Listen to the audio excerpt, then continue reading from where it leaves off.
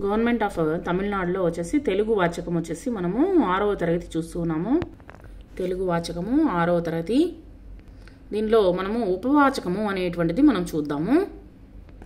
మానవ సేవ అనేటువంటి లెసన్ని చూద్దాం. కాశీ ఒక ప్రసిద్ధ పుణ్యక్షేత్రం. అది సంస్కృత భాషకు పేరు మోసినటువంటి పురాతన విద్యా కేంద్రము. దానికి విశ్వేశ్వర నగరము లేదా విశ్వేశ్వరపురము అనేటువంటి పేర్లు కూడా ఉన్నాయన్నమాట. విశ్వేశ్వర దేవాలయము ఆ నగరంలోని ప్రాచీన క్షేత్రాల్లో ఒకటి. ఒక దినము రాత్రి విశ్వేశ్వరుడు ఆలయ అర్చకునికి కల్లో కనిపించాడంట. కనపడి కొన్ని విషయాలను చెప్పాడు. చెప్పినప్పుడు అతడు దానిని అనుసరించి మరుసటి రోజే దినమే సభ ఏర్పాటు చేశాడు. అంటే తన కల్లో దేవుడు కనిపించాడు అని చెప్పేసి ఒక సభను ఏర్పాటు చేసి ప్రజలందరికీ చెప్పాలి కాబట్టి అతను ఒక సభని ఏర్పాటు చేశాడనమాట. సరే, కాశీలోని పండితులు, సాధువులు, సత్పురుషులు, పుణ్యాత్ములు గంగానదిలో స్నానం చేసి గుడికి వచ్చారు. ఏం చెప్తారో ఏమిటో అనేసి గుడికి వచ్చారు. సభా మంటపం లోపల బయట జనము కిక్కెరసి ఉన్నారనమాట. జనాలు బాగా ఎక్కువగా ఉన్నారు. అందరూ రాగానే అర్చకుడు తనకు వచ్చినటువంటి కళను వివరించాడు. అందరూ బిగ్గరగా హర హర మహాదేవ అంటూ జయ జయధ్వానాలతో పరమేశ్వరుని ప్రార్థించసాగారు. పరమశివుని హారతిని ఇచ్చారనమాట. గంటలు గణగణ మోగాయి. ప్రార్థనలు ముగిశాయి. ప్రశాంతత నెలకొంది. ఉన్నట్లుండి గుడి అంతటా వెలుగు నిండింది. విశ్వేశ్వరుని లింగము ప్రక్కన తలతల్లా మెరుస్తూ రత్నఖచితమైనటువంటి ఒక బంగారు రేకు కనపడిందనమాట. ఆ రత్నకాంతుల వల్ల గుడి అంతటా వెలుగు అనమాట. అర్చకుడు రత్నఖచితమైనటువంటి బంగారు రేకును అందుకున్నాడు. అందులో లిఖించబడినటువంటి ముత్యాల్లాంటి అక్షరాలను ఇలా చదివాడు. అందరికంటే దయాశీలికి, పుణ్యాత్మునికి విశ్వేశ్వరుడు ఇచ్చినటువంటి బంగారు కానుక ఇది అని చెప్పేసి చదివాడనమాట. అర్చకుడు గొప్ప త్యాగశీలి, నిజమైనటువంటి భక్తుడు కూడా. ఆయన భగవంతుని ఆదేశానుసారము ఆ రేకును అందరికీ చూపించాడు. ప్రతి సోమవారము ఇక్కడ పండిత సభ జరుగుతుంది. అందరికంటే పుణ్యాత్ముడు, దయాళువు అని ఎవరు తన్ను తాను నిరూపించుకుంటారో వారికి బంగారు రేకు ఇవ్వబడుతుంది అని అర్చకుడు ప్రకటించాడనమాట. దేశంలోని నలుమూలలా ఈ వార్త అనేటువంటిది వ్యాపించింది. దూర ప్రాంతాల నుంచి త్యాగధనులు, త్యాగం చేసేటువంటి వాళ్ళు, వ్రత దీక్షపరులు, వ్రతాలు, పుణ్యక్షేత్రాలు చేసేటువంటి ధర్మాత్ములు వీళ్ళందరూ కాశీనగరానికి రాసాగారు. వచ్చిన వెంటనే చాలా నెలలు క్రమం తప్పకుండా చంద్రాయణ వ్రతం చేసినటువంటి ఒక బ్రాహ్మణుడు స్వర్ణపత్రం తీసుకోవడానికి ముందుకొచ్చాడనమాట. ఆయన బంగారు పత్రాన్ని చేతికి అందుకునే దట్ మీన్స్ ఆ యొక్క బంగారు పత్రాన్ని తీసుకునేసరికి దగదగలు మాయమైపోయి అది మట్టి పలకగా మారిపోయిందనమాట. ఆయన సిగ్గుపొడి దాన్ని అర్చకునికి మళ్ళీ తిరిగి ఇచ్చేశాడు. అర్చకుని చేతుల్లోకి వెళ్ళగానే అది మునుపటి కాంతితో మెలమెల్ల మెరబసాగిందనమాట. అంటే ఆ యొక్క స్వర్ణకాంతి మళ్ళీ వచ్చింది. ఒక పెద్ద మనిషి ముందుకొచ్చాడు. ఆయన ఎన్నో బడులు, గుళ్ళు కట్టించాడు. ఎన్నో చోట్ల సేవా మందిరాలు స్థాపించాడు. తన ఎముకలేని చేతితో అడిగినటువంటి వారికల్లా దాన ధర్మాలు చేశాడు. ఆయన పేరు పత్రికలలో తాటికాయలు అంత చేసి అక్షరాలతో పడుతూ ఉంటుందన్నమాట.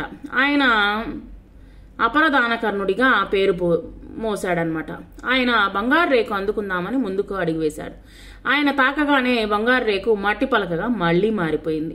ఆయనను చూసి అర్చకుడు ఇలా అన్నాడు, మీరు పేరు, ప్రతిష్టలు, గౌరవ సన్మానాలు ఆశించి దాన ధర్మాలు చేస్తున్నట్టు తోస్తుంది అని చెప్పాడన్నమాట. కొంతమంది వచ్చేసి పేరు తెచ్చుకునే దానికోసంగా దాన ధర్మాలు చేస్తూ ఉంటారు. తర్వాత వచ్చేసి గౌరవం లభిస్తుంది అనేటువంటి దాన ధర్మాలు చేస్తూ ఉంటారు అనమాట. అంటే మనకు పేరు, గొప్ప పేరు వస్తుంది, మనల్ని వచ్చేసి మెచ్చుకుంటారు, పలువురు మెచ్చుకుంటారు అనేటువంటి ఉద్దేశంతో దాన ధర్మాలు చేసే వాళ్ళు ఉంటారనమాట. అలాంటివి చేయకూడదు అనమాట. మనము కుడి చేతితో చేసేటువంటి దానము ఎడం చేతికి అనేటువంటి తెలియకూడదు అనమాట. ఈ విధంగా పేరు ఆశించి చేసినట్లయితే దాన ధర్మాలు నిజమైనవి కావు అని చెప్పేసి ఆ యొక్క అర్చకుడు చెప్పాడనమాట. ఇలాగే ఎంతో మంది పసిడి రేకును తీసుకోవాలని ముందుకొచ్చారు.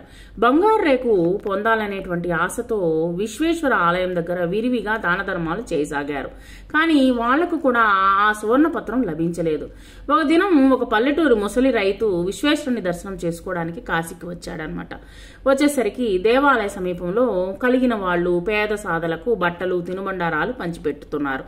కానీ గుడికి కొంత దూరంలో ఒక కుష్ఠరోగి లేవలేని స్థితిలో బాధతో మూలుగుతున్నాడనమాట. అతని దేహం అంతా చీమురు కారుతూ ఉన్నటువంటి పుండ్లు.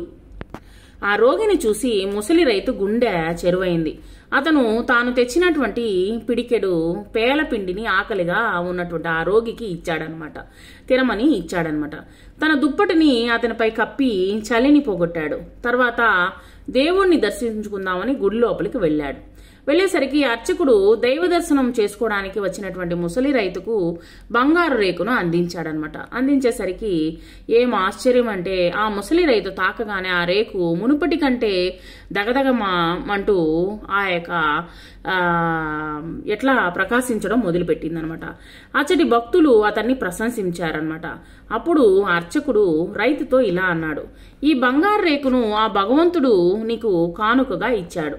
నిస్వార్థంగా నిర్మల హృదయంతో పేద సాధలకు ఎవరు ఉపకారం చేస్తారో, కష్టాల్లో ఉన్నటువంటి వాళ్ళను ఎవరైతే ఆదుకుంటారో వాళ్లే అందరికంటే పుణ్యాత్ములు అని ఆ యొక్క అర్చకుడు చెప్పాడనమాట.